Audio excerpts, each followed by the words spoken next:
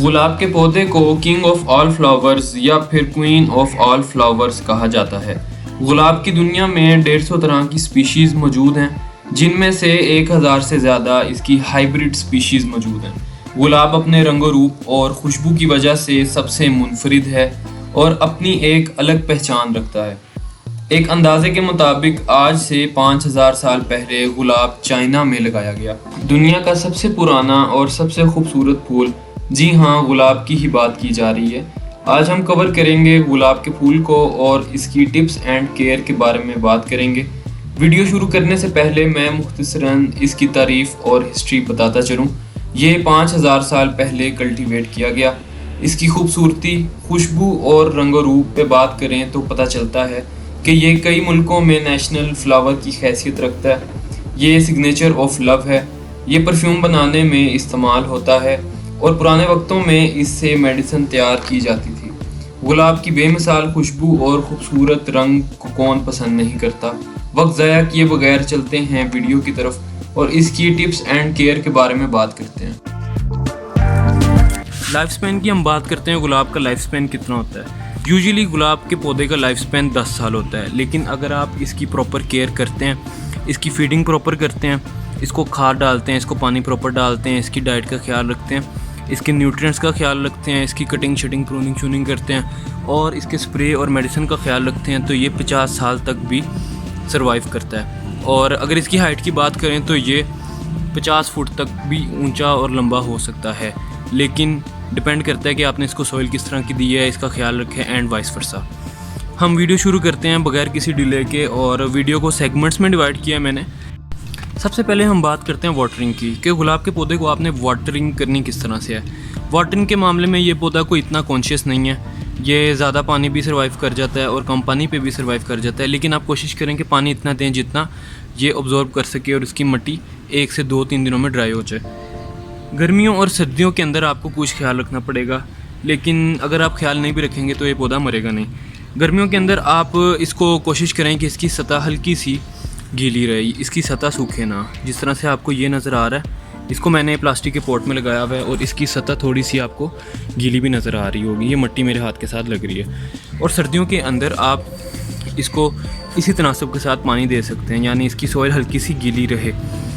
और सर्दियों के अंदर ये पौधा अपने पत्ते तो नहीं गिराता बाकी पौधों की तरह, लेकिन डॉर्मेंट स्टेट में चला जाता है। फुल सर्दी और धुंध के मौसम के अंदर इसकी जो ग्रोथ है वो रुक जाती है, ये अपनी ग्रोथ उस तरह से नहीं दे पाता। इसको किस जगह पे रखें? गुलाब का पौधा सन लविंग होता है। आप एक चीज़ अपने ज़हन में रखिएगा कि दुनिया में जितने भी पौधे मौजूद हैं वो अगर फ्लावर करते हैं या फिर उनके ऊपर फल या फूल लगते हैं, वो पौधे धूप लविंग होते हैं। गुलाब का पौधा दिन में 8 घंटे की सनलाइट पसंद करता है। इसको आप फुल सनलाइट के अंदर रखेंगे और इसको शेड के अंदर नहीं रखेंगे। तो फिर यहाँ पे कुछ लोग अब ये क्वेश्चन करेंगे कि शेड के अंदर या धूप के बगैर गुलाब का पौधा मर जाएगा? बिल्कुल नहीं मरेगा। धूप के अंदर गुलाब का पौधा बहुत अच्छी ग्रोथ देगा। इसके पत्तों का साइज़ थोड़ा सा बड़ा होगा, जिस तरह आप देख रहे हैं हेल्दी इसके लीव्स हैं और इसके फूल का साइज़ भी बड़ा है। लेकिन अगर आप शेड के अंदर लगाएंगे तो मे भी ये अपने फूल तो निकाले, फ्लावरिंग भी करे, कलियाँ भी बनाए, लेकिन इसकी कली का साइज़ छोटा होगा, इसके फूल का साइज़ छोटा होगा। और सबसे बड़ी बात, धूप के अंदर इसके फूल की खुशबू जो इसका फूल खिलता है बहुत खूबसूरत और अच्छी होती है, लेकिन छाँव में अगर ये फूल देगा तो इसकी खुशबू इस तरह से ज़्यादा नहीं होगी। उसके बाद हम बात करते हैं फर्टिलाइज़र की। सबसे इम्पोर्टेंट चीज़ है कि आप समझें कि ऑर्गेनिक और इनऑर्गेनिक फर्टिलाइज़र्स कौन से होते हैं। ऑर्गेनिक फर्टिलाइज़र्स वो होते हैं जो ऑर्गेनिक फूड या फिर ऑर्गेनिक वेस्ट या फिर ह्यूमन वेस्ट से बनाए जाते हैं। जिस तरह से आपको पत्तों की खाद या फिर गोबर की खाद मिल जाती है। और इनऑर्गेनिक फर्टिलाइज़र्स वो होते हैं जो हम इंडस्ट्री के अंदर तैयार करते हैं, जैसे NPK, DAP और इस तरह की जो खादें हैं। ऑर्गेनिक फर्टिलाइज़र के अंदर सबसे पहले तो मैं आपको सजेस्ट करूँगा पत्तों की और गोबर की खाद। दूसरे नंबर पे एग शेल्स। एग शेल्स जो हैं ये कैल्शियम इनरिच होते हैं। एग शेल्स के अंदर कैल्शियम कार्बोनेट पाया जाता है, पोटेशियम पाया जाता है, फास्फोरस पाया जाता है, मैग्नीशियम पाया जाता है।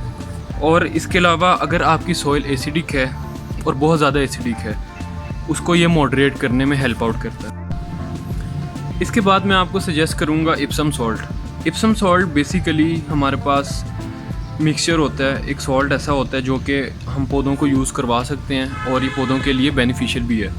इप्सम सॉल्ट जो है ये सीड को जर्मिनेट करने में हेल्प करता है, ये प्लांट्स को बुशियर बनाता है और ज़्यादा फ्लावर्स प्रोड्यूस करने में असिस्ट करता है।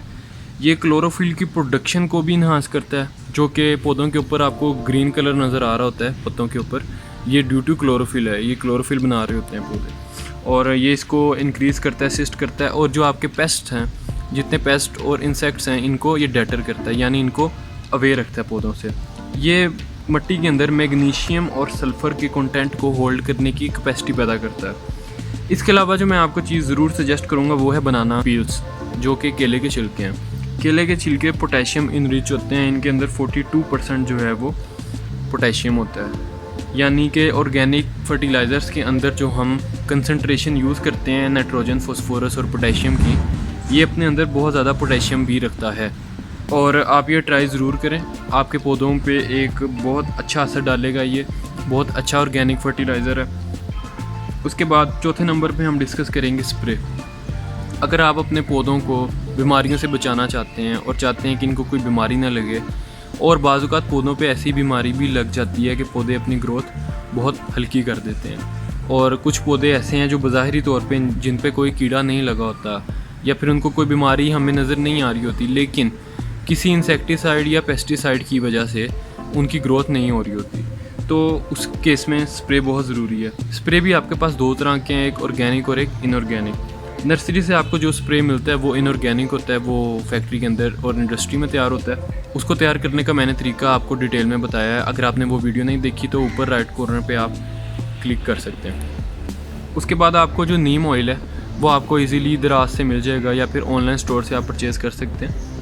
उसको पानी के अंदर डाल के मिक्स करके आप पौधों पे स्प्रे कर सकते हैं। सोप एंड ऑयल, आप साबुन के साथ घर का कोई भी ऑयल ले सकते हैं, उसको मिक्स कर सकते हैं और ट्राई कर सकते हैं। इसके अलावा जो एप्पल विनीगर है, जो सेब का सिरका है, आप उसको भी एज अ स्प्रे यूज़ कर सकते हैं। ये बेसिकली जो सॉइल की pH है उसको कम करने में असिस्ट करता है। अगर ऐसी सॉइल आपके पास मौजूद है जिसकी pH बहुत कम है या फिर वो सॉइल एसिडिक है, तो उस सॉइल की pH को गिराने के लिए हम स्प्रे यूज़ कर सकते हैं। जैसा कि मैं आपको बता चुका हूँ कि रोज़ के प्लांट का लाइफ स्पैन 10 साल कम से कम होता है। ये पौधा कम से कम 10 साल तक सर्वाइव करता है, लेकिन अगर आप इसकी प्रॉपर केयर करते हैं, इसको खाद टाइम टू टाइम डालते हैं और इसकी प्रूनिंग करते हैं और इसका ख्याल रखते हैं, तो ये 40 से 50 साल तक भी आपके पास टाइम निकालेगा। हम बात करते हैं इसके पॉट साइज़ की, इसके एरिया की।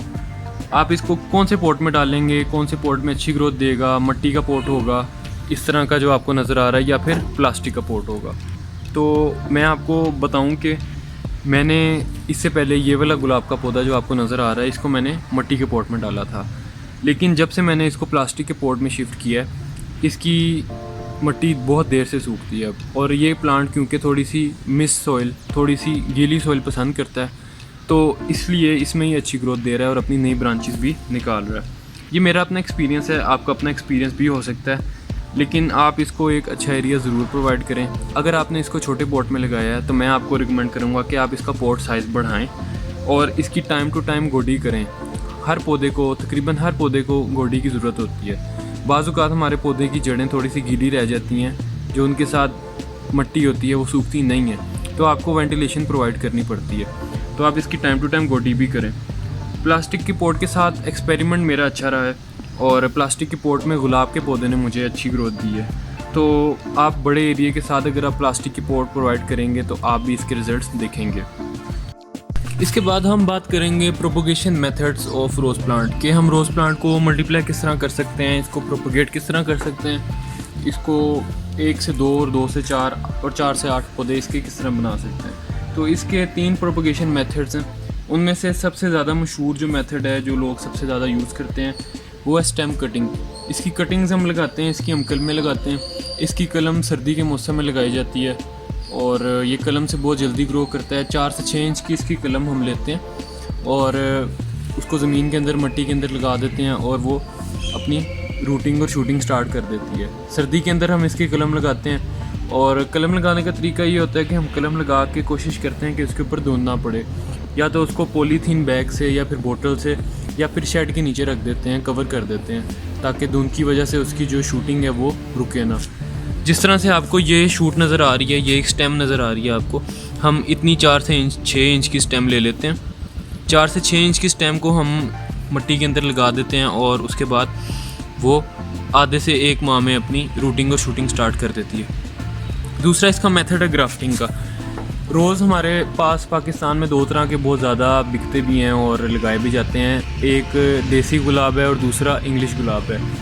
जो इंग्लिश गुलाब है हमारे पास, वो बहुत अच्छी ग्रोथ नहीं देता, तो हम करते ये हैं कि देसी गुलाब की जो आंख है, जिसको हम ग्राफ्ट कहते हैं, वो हम लगा देते हैं इंग्लिश गुलाब के ऊपर। उसे होता ये है कि इंग्लिश गुलाब अपनी शूटिंग स्टार्ट कर देता है with the help of bud, with the help of eye, जो हमने लगाई होती है देसी गुलाब की, जिसको हम ग्राफ्टिंग मेथड भी कहते हैं। तीसरा और सबसे मशहूर मेथड हमारे पास एयर लेयरिंग का है। एयर लेयरिंग का वो मेथड है जिसके अंदर हम मदर प्लांट से अलग किए बगैर पौधे को प्रोपोगेट करते हैं with the help of roots development. हम उसकी रूट्स डेवलप करवाते हैं, उसको मदर प्लांट से अलग किए बगैर।